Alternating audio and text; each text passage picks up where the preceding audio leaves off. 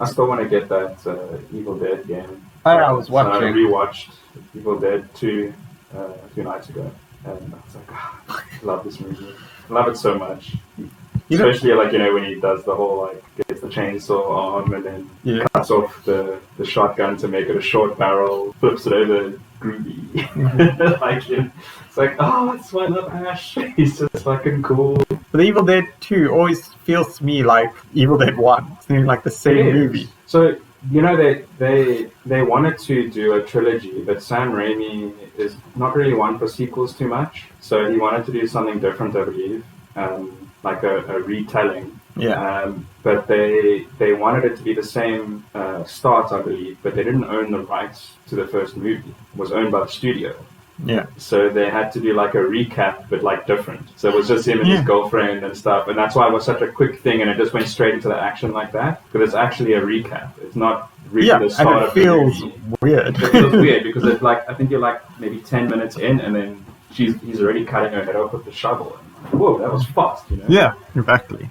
I'm like, this is. But once you understand what they were trying to do, I want to try and understand. They wanted to do Army of Darkness first.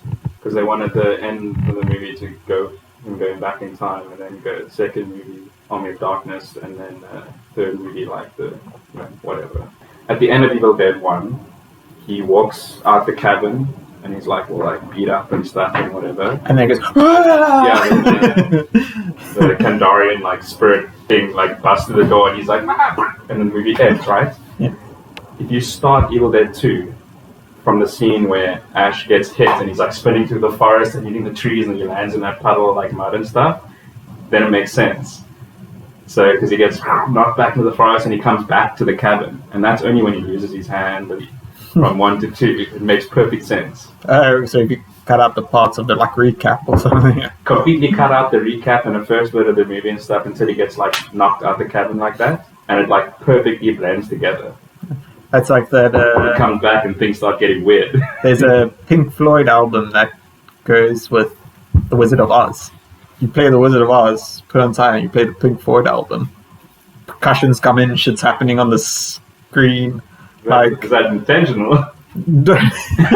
Or was it something Stone guy found out and he was holy crap. Exactly. So we're listening to Pink Floyd and watching, listen, if you're listening to Pink Floyd watching Wizard of Oz, you're on something. Okay? Yeah, you're definitely high. And somebody was just like, holy shit, it works. There's even a compilation, I think, on YouTube that does it.